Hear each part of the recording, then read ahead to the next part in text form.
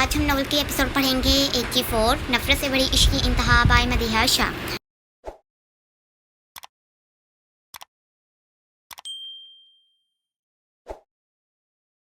जी आज हम नॉवल के एपिसोड पढ़ेंगे 84 नफरत से बड़ी इश्क की इंतहा बाय मदीहा शाह। आयत तू भी प्लीज़ साथ में चल। मैंने अमाद भाई को कॉल करके सब कुछ बता दिया है ताकि वो घर पे पहुंच जाए और मामा से बात कर ले। मामा गुस्सा तो होगी। सारा एक नज़र आशिक को अपनी माँ के गले लगते गाड़ी में बैठते देख घबराई से अंदाज में आयत को बोली, फिक्र नहीं कर, सब साथी तेरे घर जाने वाले हैं।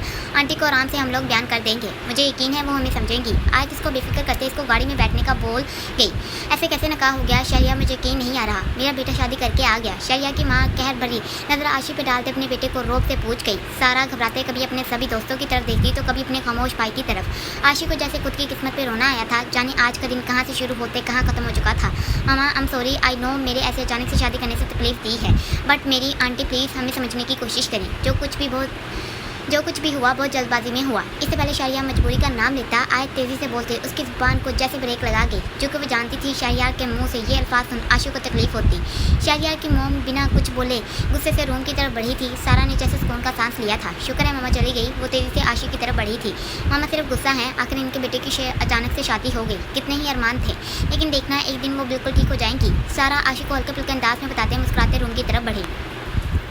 लो भाई प्यारी भाभी, आपका रूम। सॉरी हमें पता नहीं था कि अचानक से भाई की शादी हो जाएगी, नहीं तो मैं रूम को डेकोरेट ज़रूर करती, वो भी अपने हाथों से। सारा खुशी से जागते आशी को शरिया के रूम में दाखिल होने की इजाज़त दे गई। आशी ने पलकों की बार उठाते गौर से रूम को देखा था। रूम शरिया की तरह बहुत ही सादा बेरंग सा आशी को नजर आया था। फिर क्या हो गया अगर रूम सजा नहीं सके? दुल्हन तो पूरी रूप के साथ तैयार है ना? नमी आमना के साथ आयत के पीछे ही दाखिल होते सीधी शरारत से बोली, वैसे जानती हो ना आशी, आज की रात तुम्हारी ज़िंदगी में कितने खूबसूरत एहसास बनने वाली है। आमना चेहरे पे शरारत लिया आशु को तंग करने के लिए फ़ौरन से आगे हुई थी। वैसे मेरे ख्याल से आज की स्पेशल रात के बारे में आयत से पूछना चाहिए, आखिर वो शादीशुदा है। नमी हया को भी आते देख सारा को एक आंख दबाते आयत की हंसी को जैसे ब्रेक लगा गई। पल में अपना हमसफर याद आया था, वो सितमगर जिसने शायद अनजाने में इसको तकलीफ दी थी। खुद की पहली रात याद आई थी, कैसे वो पुल में गिरी थी, कैसे बुरहान ने इसको थामा था। ये यादें जैसे आयत का दिल धड़का गई। छोड़ो ये बातें, चलो यहाँ से भाई को अंदर भेजते हैं। सारा इन लोगों की बातों को इग्नोर करते तेज़ी से बोलते आयत को जैसे उसकी यादों से निकाल गई। आशी, जिसको लग रहा था जैसे वो कोई ख्वाब देख रही हो, धीरे से लहंगा उठाते सोफे पर बैठी। वो यकीन करना चाहती थी कि शरियार वो शख्स जिससे इसको मोहब्बत थी वो उसका हमसफ़र बनते महरम बन गया था। अहम आशी जो अपनी सोचों में गुम सी यकीन करने की कोशिश में लगी थी, अचानक से शरिया के खांसते अपने आने का बताते इसको पूरी तरह अपनी तरफ मतवजा कर गया। वो जो आराम से बैठी सोचों में गुम हुई थी एकदम से उठते खड़ी हुई। शरिया उसकी धीरे से चलते उसके मुकाबले आया था। मामा काफ़ी नाराज़ हैं मुझसे, इनकी बातों को सीरियसली मत लेना, वो तुमसे खुश हो जाएंगी। शरिया जो मुश्किल से अपने अल्फाज अदा कर पा रहा था, उसकी नर्वस होती हालत को भी अच्छे से देख गया था। वो खुद को नॉर्मल करते तेज़ी से वॉशरूम में घुसा। आशी ने जैसे उसके जाते ही सुकून का सांस भरा था। चल अब बता, जल्दी से शुरू हो जा। असल लोगों जैसे ही शरियार के घर से अपना काफिला उठाते आयत के घर पर ढेर हुए। असल ने हसन को पानी एक ही सांस में ख़त्म करते देख तेज़ी से पूछा, बस मेरा कमाल देखो। हसन को अचानक से याद आया था जब उसने शरिया को डराया। वैसे बताओ तो सही, अली अयान लोगों ने इसरार किया तो हसन अपनी जगह से उठते इन लोगों के साथ चिपकते बैठा। आयत ने आईब्रो झुकाए देखा। मैंने भरपूर एक्टिंग करते सिर्फ इतना कहा कि बेचारी आशी को मैं ऐसे देख नहीं सकता। मैंने कहा करूँगा आशी से, क्या सबकी ज़ुबान से तेज़ी से फिसला। बस इतना कहा और शरिया को लगा था जैसे उसको बस सब कुछ खत्म हो जाएगा। हसन मुस्कुराहट से भरे अंदाज में बोला, हाँ। तभी सबके हैरानगी से एक साथ कई कहते गूंजे, एक माँ बात। माशाल्लाह से अल्लाह ने चांद जैसा बेटा दिया है। अमिता बेगम बच्चे की नज़र उतारते ईमान की गोद में वापस से डाल गई। अमाद वैसे मुझे लगता है बीबी तुम पे कम ईमान पे ज़्यादा गया है। बेबी तुम पे कम और ईमान पे ज़्यादा गया है। नूर बुरहान की बहन अमाद को हल्के से मुस्कुराते अपने बेटे को देखते देख शरारत से बोली, बिल्कुल ठीक कहा आपने नूरापी। आयत ने भी हाँ में हाँ लाई थी। तुम सब लड़कियों का यही मसला होता है, जैसे ही बच्चा दुनिया में आया सबसे पहले यही ऐलान करना है बच्चा माँ पर गया है, जैसे बाप का तो कोई रूप रंग उस पर आ ही नहीं सकता हो। अदयान नूर का शोहर जो अमाद के साथ दूसरी तरफ बैठा हुआ था, अपनी बीवी और आयत को जवाब देते इनकी हंसी को गायब कर गया। इमरान की जैसे ही डिलीवरी हुई, अकराम और शबाना ईमान को अपनी बेटी की हैसियत से अस्पताल से सीधे अपने खान हाउस ले आए थे। ईमान तकरीबन एक हफ्ते तक अस्पताल में रही थी, इसलिए अभी अस्मा हमीदा बेगम लोग सब आयत के घर में ईमान को मिलने आए बैठे थे, जबकि बाकी इनका पूरा ग्रुप लाहौर से सीधा साहिवाल आते सीधे अस्पताल पहुंचे थे। इन लोगों ने कल लाहौर वापस जाना था, चूँकि एक हफ्ते से ऊपर हो गया था इन सबको लाहौर से आए हुए। वो सभी अपनी ही बातों में लगे, कभी अध्ययन की बातें सुनते तो कभी नूर की नोक चोक देख एंजॉय करते। बड़ी अम्मी आपको क्या लगता लगता है हमने झूठ कहा है। नूर अपने शोहर को तीखी सी निगाह में घूरते बड़ी अम्मी को मुखातिब कर गई। बेटा बच्चा माँ बाप दोनों पर ही जाता है, आखिर ये दोनों का अक्स बने इस दुनिया में आता है। देखा फिर अध्ययन बड़ी अम्मी का जवाब सुन तेजी से आया तो नूर का चेहरा देख गया जो उसके ऐसे मुस्कुराने पर तकरीबन उतर चुका था। सच मुझे याद आया, अध्ययन आयत को बेबी के साथ लगे देख इमाद की तरफ मतवजा हुआ था।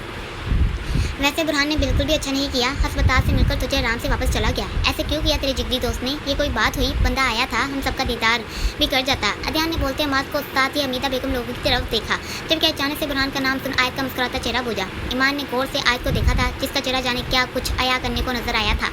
अध्ययन भाई इसको काम ले बैठा है। वो अचानक की तरह रात के पहर आया था अस्पताल में और बच्चे को देखते मुबारकबाद देते साथ में चाचू होने की गूंज दोहराते वापस चला गया। मैंने कहा भी था कि तू अभी आया, इतनी जल्दी क्या पड़ी है? लेकिन वो कहता वो किसी काम के सिलसिले से आया था। इसको अचानक से खबर मिली तो वो भागा भागा चला आया कि कहीं मुझे बुरा ना लग जाए। अमाद ने तफसील से सबको आगाह किया। हैरत है इतना भी काम में मसरूफ क्यों होना। अस्मा बेगम इमाद की बात सुन थोड़े गुस्से से बोली, चूँकि वो और हमीदा बेगम लोग बुरहान की इस हरकत से काफ़ी नाराज़ हुई थी और वो नाराज़गी अभी तक कायम थी। आंटी फिक्र नहीं करें, अगले 2 माह तक वो काम से फारिग हो जाएगा, फिर इंशाल्लाह वो यही आने वाला है। आखिर बुरहान की जाने जिक्र तो यहाँ है, वैसे भी आयत के बिना जाने वो कैसे रह रहा है। मैं तो ये सोच कर ही हैरान और परेशान हो जाता हूँ।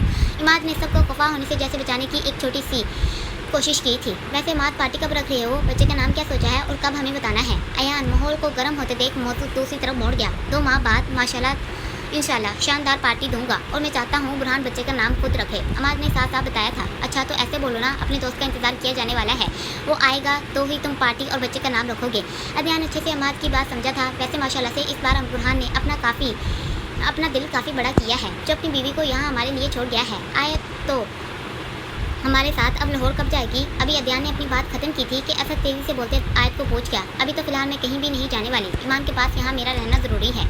इंशाल्लाह अगले महीने चक्कर ज़रूर यूनिका लगाने आऊँगी। हूर के पास ठहरने का इरादा है। आयत ने बहुत आराम से असद को बताते अपने सभी दोस्तों को अपना प्रोग्राम बताया। 1 माह बाद लाहौर। यार ये हसन तो परेशान हो ही नहीं रहा है, फ़ायदा क्या हुआ इतना कुछ करने का? अली हसन को मैसेज देखते खुद से दर के साथ बैठा, जबकि फ़ोन गुस्से से सम्राट की तरफ फेंका जो तेज़ी से कैच कर गया था। मेरे ख्याल से तुम लोगों को इसको नहीं बल्कि इसकी गर्लफ्रेंड को तंग करना चाहिए, फिर देखना था कैसे ये तुम लोगों की मुट्ठी में आता। आजम जो सम्राट के साथ ही विराजमान था, सम्राट को फिर से हसन को मैसेज करते देख दर लोगों को गोया। मेरे ख्याल से अभी यही करना ठीक चाहिए। अली ने फ़ौरन से हामी भरी थी, जबकि अगले ही पल सम्राट से फ़ोन खींचते इसको गोली से नवाजा। जो भी करो ध्यान से करो, निमी डर भी सकती है और डर में वो कुछ ऐसा ना कर दे जो इसको नहीं करना चाहिए हो। जर अली को अपने सेल से ग्रुप से निमी का नंबर निकाल दूसरे फ़ोन पर टाइप करते देख संजीदगी से बोला, बेफिक्र रह मेरे भाई, सब कुछ बहुत ध्यान से करूँगा। अली निमी का नंबर सेव करते सेल में उठा था। आयत को कहीं देखा है? सर जो अभी वैसे ही बैठा हुआ था, अनार एकदम से वहाँ सब पर नाश हुई थी। अली आराम से आगे बढ़ा था। कुछ देर पहले आयत आशी लोगों के साथ प्रोफेसर शकील के पास गई थी। सम्राट जो अली के पीछे जाने के लिए अपनी जगह से उठा था, तेज़ी से बताते अली के पीछे भागा। कैसी हैं आप? अनार जो वापस जाने लगी थी, आजम के अचानक से पूछने पर मुड़ देखा जाने वाली नज़रों से घूरा। नज़र ख़राब है तुम्हारी? अनार जो हर वक्त फॉर्म में तैयार ही रहती थी, चेहरे पर जबर मुस्कुराहट सजाते बोली। इससे पहले आजम कोई जवाब देता, जर जो पास ही बैठा हुआ था टेबल के नीचे से आजम की टांग पर जोर से अपना पाँव मारते इसकी चीख निकाल गया। अनार ने एक नज़र जर को देखा था जो आजम को देखते अपनी जगह से उठा था। वो आराम से इन दोनों को वैसे ही छोड़ते आगे बढ़ी। थोड़ी देर पहले तुम आ जाती तो तुम्हारी बात जानते करवाती। वो जब सीढ़ियों से नीचे आई थी, सामने से जर के साथ आयत को घर में दाखिल होते देख खुशी से कह गई। कुरान की कॉल आई थी। आयत की मुस्कुराहट पल में मदम सी हुई थी, जबकि अब के बैग रखते हूर से पूछा, हाँ जानती हो जब मैंने धमकी दी ना कि भाई अगर आपने कॉल पिक ना की तो मैं सीधी अकेली मीरपुर निकल आऊँगी, तब जाकर उन्होंने मेरा फ़ोन पिक किया। वैसे मुझे ऐसे करना नहीं चाहिए था, भाई किसी मीटिंग में मसरूफ़ थे। हूर सर को पानी पीते देख तफसील से आयत को आगाह कर गई। चलो अच्छा हुआ तुम्हारी बात तो हो गई ना। आयत सस्ती सा बोलते अपना बैग लेते सीढ़ियों की तरफ बढ़ी थी। तुम बताओ कैसा रहा तुम्हारा आज का दिन? हूर अब के सर के साथ बैठी थी। बस अच्छा था, प्रीशा यूनी से बहुत छुट्टियाँ करती है। सर ने अब के थोड़े गुस्से से जैसे अपना हाल बताया था। वो बहुत नादान है। हूर का चेहरा जर का उतरा चेहरा देख मुस्कुराया था। जर ऐसे कर भाई, अगर खाना आए तो पकड़ लेना। हूर अपना फ़ोन एक नज़र देख उठते तेज़ी से जर को बोली, खाना कहाँ से आना है? जर इसको बैग लेते जाने के लिए तैयार देख हैरानगी से पूछ गया। आज शेफ़ की छुट्टी है तो खाना मैंने बाहर से ऑर्डर कर दिया था, आने ही वाला होगा। तुम खाना लेकर किचन में रख देना, आया सर्व कर देगी, मुझे भी ज़रूरी काम है। हूर तेज़ी से बोलते जाने के लिए आगे बढ़ी। वो भाभी साहिबा 1 मिनट, भाई को खाना घर का ही पसंद आता है, वो कभी भी बाहर का खाना नहीं खाएंगे। सर ने घड़ी पर टाइम देते हूर को बताया, अगर एक दिन वो बाहर का खाना खा लेगा तो कोई बीमार नहीं होगा। हूर फ़ोन पर आलिया की कॉल पे कॉल आते देख स्मार्ट से बोलते भागते घर से निकली। मुझे क्या भाई, खुद ही इसकी क्लास जब लगाएंगे तब पता चलेगा। सर खुद से बबड़ाते सोफे पर बैठा। अयान हया जो अभी अपने ऑफिस से निकली थी अयान को गाड़ी के साथ लगे खड़े इंतजार करते देख हैरानगी से बड़बड़ाते उसकी तरफ बढ़ी। अयान हया को सामने से आते देख टेक छोड़ते खड़ा हुआ। तुम यहाँ कैसे? हया मसनूई हैरानगी से जाए आती ही दरियाफ्त कर गई। क्यों, मैं तुम्हें पिक करने नहीं आ सकता? अयान को हया कैसे पूछना अच्छा नहीं लगा था। आ सकते हो, मैंने ऐसे ही पूछा। हया समझ गई थी कि इसको अच्छा नहीं लगा, इसीलिए तेजी से जवाब पास किया। चलो कहीं कॉफ़ी पीने चलते हैं। अयान हाथ में पकड़े ग्लासेस वापस से आंखों पे लगा गया। ठीक है। हया जो पहले तो इनकार करने लगी थी, फिर ये सोचते कि कहीं वो बुरा ही ना मान जाए कि हमेशा ही तुम ऐसे करती हो। जाने की हामी बढ़ते गाड़ी का डोर खोले अयान के साथ ही बैठी। तो आजकल तो तुम्हारे पास काम की वजह से टाइम ही नहीं होता, इसीलिए हमारे दरमियान कोई बात नहीं हो पाती। तुम बताओ काम के अलावा क्या चल रहा है? अयान कॉफ़ी का एक सिप पीते हया को पूछ गया। हया जो कॉफ़ी के मग को किनारों से छूते तरसी से अयान को देख गई थी, उसके सवाल को सुन थोड़ी सी हैरान होती शाने चुका गई। मैंने और क्या करना है, काम ही इतना है कि फुर्सत नहीं मिलती। हया हल्के फुल्के से अंदाज में बोलती, हल्की सी मुस्कुराहट भी चेहरे पर फैला गई। अयान ने गौर से इसको देखा था। हया तुम्हारा कोई और दोस्त भी है? मेरा मतलब कोई ऐसा खास दोस्त जिसको मैं जानता ना हूँ। अयान इसको चूंकते देख अच्छे से मतलब समझा गया। मेरे ख्याल से तुम मेरे सभी दोस्तों को जानते हो और चंद ऐसे दोस्त हैं जिनके बारे में मैं बता नहीं सकती। आई होप तुम समझ सकते हो हया को। अयान का ऐसे आज अचानक से उसके दोस्तों के बारे में पूछना अजीब लगा था, फिर भी तफसील से जवाब देते मुकाबले को जैसे शक में डाला। ऐसा कौन सा खास दोस्त है जिसका तुम बता नहीं सकती? अयान के दिल में जो सवाल उठा फौरन से जुबान पर आते या हुआ। मैंने किसी एक दोस्त का नहीं कहा था।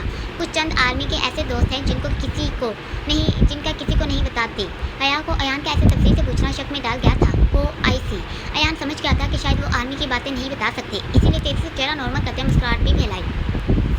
वैसे आज अचानक तुम्हें मेरे दोस्तों के बारे में जानने का ख्याल कैसे आया? हया भी कहाँ इतनी जल्दी बात को ख़त्म होने देने वाली थी। वो शकीन नज़रों से अयान का चेहरा गौर से देख गई। वो एक्चुअली 1 सेकेंड। हया फ़ोन पर अरहम की कॉल आते देख तेज़ी से कॉफ़ी का मग रखते फ़ोन की तरफ लगी। अरहम, ये कौन हो सकता है? अयान जो हया के बिल्कुल सामने वाली चेयर पर विराजमान था, टेबल पर फ़ोन की स्क्रीन पर नाम देख दिल में बड़बड़ाया। हेलो। हया ने जल्दी से कॉल पिक की थी, जबकि साथ ही चेयर से उठते खड़ी हुई। कहाँ हो तुम? हया थोड़े वक्फे के बाद अगला सवाल किया था। ठीक है। हया ने इतना बोलते अब के अयान को देखा था जो मुसलसल उसको ही देख रहा था। सॉरी अयान, मुझे अभी जाना होगा, बहुत ज़रूरी काम है। हया फ़ोन के स्पीकर पर हाथ रखते माजर करते तेजी से बैग उठाते अयान की सुने बिना भागी। अयान जो खड़ा हो चुका था इसको कॉफ़ी शॉप से जाते देख वापस से अपनी जगह पर बैठा था। अभी तो मैं घर पहुंच चुकी हूँ, मगर फिक्र नहीं करो, अरहम के पास हया पहुंच चुकी है। ऐसे करो अभी तुम हया को कॉल कर लो। और जो घर आ चुकी थी किचन में दाखिल होते सीधी फ्रिज में से पानी की बोतल निकालने के लिए बढ़ी, जबकि साथ ही कान पे फ़ोन लगाए आलिया को बताया। चल फिर बाद में बात होती है। वो खाने के डब्बे वैसे ही बंद पड़े देख हैरान होते फ़ोन पॉकेट में डाल गई। क्या खाना किसी ने भी नहीं खाया? वो डब्बा वैसे ही रखते पानी की बोतल लेते किचन से बाहर निकले। तुमने खाना नहीं खाया? अभी हूर ने बोतल को मुँह लगाते पानी की एक बूंद पी थी कि सामने स्टडी रूम से सरहान को निकलते देख बोतल का ढक्कन बंद करते सरहान को मुखातिब करते अपनी तरफ मतवज्जा किया। खाया था? सरहान आराम से बोलते सीढ़ियों की तरफ गया। मगर वो खाना तो वैसे ही पड़ा हुआ है। हूर इसको ऐसे जाते जाते जवाब देने पर थोड़े गुस्से से बोली। मिस हूर, अगर कभी आपको अपने काम से फुर्सत मिले तो अपने शोहर की पसंद और नापसंद का भी जायजा ले ले। सरहान वापस से उसकी तरफ पलटा था और सामने आते तीखे अंदाज में गिराया। मैं अक्सर खाना घर का ही खाता हूँ। अगर तुम खाना नहीं बना सकती तो बराए मेहरबानी बाहर से मंगवा कर भी मत रखें। तुमने नहीं खाया तो क्या तुम्हारी हड़ताल में बाकी सभी भूखे ही बैठ गए? हूर का पारा भी जैसे और ऊपर चढ़ने को हुआ। कोई हड़ताल पर नहीं है, जहाँ पर आयत हो वहाँ कोई भी भूखा नहीं मर सकता। सरहान दो टोक अपनी स्पार्ट टोन में बोलते सीढ़ियों को लंबे लंबे ढक पड़ते अबूर कर गया। अरे हूर उसकी सख्ती भरे अंदाज पर मुंह खोले जाते हुए देखना शुरू हुई। मैंने कहा था भाई बर्दाश्त नहीं करेंगे, लेकिन तुम्हें तो भाई से ज़्यादा काम ज़रूरी लगा। सर जो लाउंज में मौजूद था सरहान और हूर की सभी बातें सुन हूर को वहीं से मुखातिब कर गया। इस अकड़ू का मसला क्या है? एक दिन घर का खाना ना खाता तो क्या हो जाता, और तुमने क्यों नहीं खाया? हूर तपे लहजे में जर के साथ ही ढस से सोफे पर गिरते बैठी, साथ ही बालों को कच्चे से आज़ाद किया। गुस्सा इतना आया था अभी सरहान पर कि रेगे तन चुकी थी। भाई को आदत है इसलिए कहा था कि खाना बनाओ, लेकिन तुम चली गई। जर बिस्कुट का पैकेट हूर के सामने खाते खाते कर गया। मुझे नहीं खाना, हूर ने गुस्से से इनकार किया था। वैसे आयत खाना तो बहुत लाजवाब बनाती है माशाल्लाह से। मैंने और भाई ने बहुत मज़े से खाना खाया। जर इसको ठंडा करने के लिए हल्के फुल्के अंदाज में मुस्कुराते आयत के खाने की तारीफ कर गया। मुझे थोड़ी पता था कि तुम्हारे भाई को घर का ही खाना लाजमी है। हूर का पारा जैसे किसी भी पल ठंडा होना नहीं चाहता था। क्या बात है मैडम, माशाल्लाह से कितनी देर हो गई है आपकी शादी को? आयत तो भाई के बारे में सब कुछ अच्छे से जानती है। इसने भाई के लिए खुद से खाना तैयार किया। भाई तुम पर गुस्सा सिर्फ इस बात पर है कि तुम्हारी जगह पर आयत को यहाँ काम करना पड़ा। अगर आयत खाना ना बनाती तो शायद भाई मजबूरी में आज बाहर का खाना खा लेते, लेकिन आयत जानती थी भाई बाहर का खाना नहीं खाते, इसलिए उसने भाई के आने से पहले फट से खाना तैयार करते टेबल पर लगाया। वैसे ये तुम्हारा फ़र्ज था, सर तफसील से बताते साथ ही जैसे इसको एहसास तला गया। चलो कोई नहीं। हूर आराम से उठी थी और सीढ़ियों की तरफ भागी। क्या हुआ तुम्हें? हूर जब सीधे आयत के रूम में दाखिल होते बेड पर गिरने वाले अंदाज में लेटी थी। आयत पास आते बैठने पर सर उठाते इसको देखा था। तुमने उस अकड़ू के लिए खाना क्यों बनाया? वो जितनी तेजी से बेड पर गिरी थी उतनी ही तेजी से उठते आयत के सामने बैठी। तो तुम्हें बुरा लगा? आयत के लिप्पन हल्के से गहरे हुए। उसने मुझे बातें सुनाई। हूर ने मुंह बनाया था। हूर मेरी जान, कितनी बार कहा कि खाना बनाना सीख लो। फरहान ऐसा ही है, जब गुस्सा नहीं करता तो बिल्कुल नहीं करता, और जब छोटी सी बात पर आ जाए तो कंट्रोल भी नहीं कर पाता। वो ऐसा ही है, और तुमने अभी तक इसको बताया नहीं कि तुम्हें सब कुछ याद आ गया है। आयत ने संजीदगी से अगला सवाल पूछा। कोशिश कर रही हूँ कि बता दूँ, फिर सोचती हूँ एक बात बताऊँगी तो वो कई नए सवाल पूछेगा, इसलिए खामोश हो जाती हूँ। सोच रही हूँ ऐसे ही अपने दिल की बात इस अकड़ू पागल को बता देती हूँ। हूर का गुस्सा जैसे गायब हुआ था। वो शर्माने वाले अंदाज में बोलते आयत से राय मांग गई। बहुत अच्छा सोच रही हो, ऐसे करो कल का दिन पूरा फरहान के नाम कर डालो। उसके लिए कुछ खास करो, खाना खुद अपने हाथों से बनाओ, उसके लिए अच्छे से तैयार होना, फिर दोनों अपनी शाम को खूबसूरत यादगार बनाना। ये मेरी बस की बात नहीं, मुझसे कुछ भी अच्छे से नहीं होगा। हूर ने मायूसियत से मुंह लटकाया था। सब कुछ हो सकता है, अगर तुम अपना इरादा पक्का कर लो तो कुछ भी कर सकती हो। आयत को हूर का ऐसे हार मानना अच्छा नहीं लगा था। पहले तो तुम ये बताओ इसको खाने में क्या क्या पसंद है। हूर बेड पर अच्छे से सेट होते बैठी तो आयत खुशी से हूर को बताना शुरू हुई। साहिवाल, आमना तू तो अपना मुंह बंद ही रख, ज़्यादा होशियार मत बन। सारा तू बता दे मुझे मेरी मदद करनी है या फिर मैं ऐसे ही सब कुछ बर्बाद करते रूम में जाकर बैठ जाऊं। आशी जो वीडियो कॉल पर आमना निमी सारा के साथ लगी थी, पूरे गुस्से से भड़कते अब के आमना को साफ किया।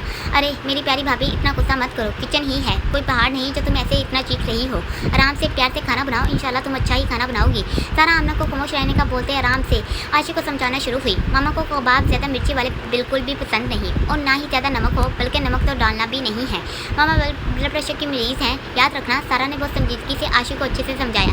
समझ गई, आगे बताओ। आशी ने तेज़ी से आगे का पूछा था। मैंने सब कुछ पहले ही डाल लिया है, अभी ये बताओ कबाब गोल शक्ल के बनाओ या लंबे वाले? आशी ने तेज़ी से पूछा था। जो तुम आसानी से बना सकती हो बनाओ। सारा ने उस पर फैसला छोड़ा। अच्छा फिर क्या करना है? आशी जल्दी से आगे का अमल पूछ गई। अगर कभी हमारे साथ किचन का रास्ता देख लेती तो आज ऐसे पूछने की जरूरत नहीं पड़ती। आमना ने एक बार फिर दरमियान में घुसते आशी पर तंज मारा। आशी ने कहा जाने वाले अंदाज में घूरा, जबकि अगले ही पल पूरे गुस्से से फ़ोन काटा। मैं खुद से ही बहुत कुछ कर सकती हूँ। आशी ने फ़ोन बंद करते रखते काम पर ध्यान देना शुरू किया। आज तो आंटी को मैं खुश करके ही रहूँगी। आशी पैन चूल्हे पर रखते आग जलाते ऑयल डालना शुरू हुई। इसकी तो कोई मिकदार मुकर्रर नहीं होती। वो पैन पूरा भरते खुद से बड़बड़ाई। आशी बाजार में तो ऐसे ही कबाब बनाते हैं, ज़्यादा सोच मत। तेज़ी से हाथ चला। आशी ऑयल की बोतल वापस से उसकी जगह पे रखते कबाब गोल कम चकोर की शक्ल में ज़्यादा बनाते तेल को गर्म करते खड़ी हुई। अब इसको इसमें कैसे फेंकूँ? आशी तेल को पूरी कुव्वत से गर्म देख डरते घबराई। आशी ज़्यादा डर हो जाएगा। आशी खुद को हौसला और हिम्मत बांधते पैन के ऊपर अपना हाथ ऊंचाई में करते कबाब को पैन में फेंक गई। क्या हुआ? आशी की चीख तकरीबन पूरे घर में गूंजी थी। शहरयार जो भी घर में दाखिल हुआ था, आशी की चीख सुन तेजी से किचन की तरफ भागा। आशी पागल हो? शहरयार उसको अपना हाथ पकड़े रोते देख गुस्से को जब्त करते उसका हाथ पकड़ते पानी की तरफ किया। क्या जरूरत थी किचन में अकेले घुसने की? शहरयार उसके रोने में तेजी देख गुस्से से ही गिराया। यहाँ बैठो। शहरयार उसकी आंखों को देख अब के नरमी से बोलते इसको चेयर पर बैठाते टोप लेने क्या? बस इतना ही काम कर सकती हो? शहरयार के जाते ही शहरयार की मां नुमदार होते आशी को रोते देख पारती बोली। आशी जो बैठी हुई थी एकदम से उठते खड़ी हुई। पहले ही कहा था मत जाओ, तुम्हारी बस की बात नहीं, लेकिन नहीं, तुम पर तो अच्छी बहू बनने का भूत सवार है। मेरी एक बात कान खोलकर सुन लो, तुम मेरे बेटे को तो अपने काबू में कर सकती हो, इसको तो पटा सकती हो मेरे साथ, वो सब कुछ नहीं चलेगा। जितनी मर्जी कोशिश कर लो, तुम मेरे बेटे के काबिल और इस घर की बहू नहीं हो। मजबूरी में वलीमा करते सबके सामने तुम्हें अपनाया, नहीं तो तुम्हारी मामा। आपने देखा आशी का हाथ जल गया। शहरयार जो एकदम से किचन में दाखिल होते आशी का हाथ पकड़ गया था, अपनी माँ को मुखातिब किया। वो बिना जवाब देते वहाँ से गई थी।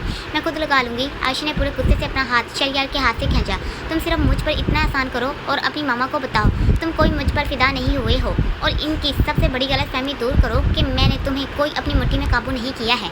अब उन्हें कैसे बताओ कि उनका बेटा इतना भी सीधा नहीं है कि किसी के काबू में आ जाए। आशी अपने हाथ पर जोर से फूंक मारते साथ ही नॉन स्टॉप बोलना शुरू हुई थी। क्या कहा? शहरयार के भी कान खड़े हुए थे। वो बहुत अच्छे से आशी की बातों को सुन गया था।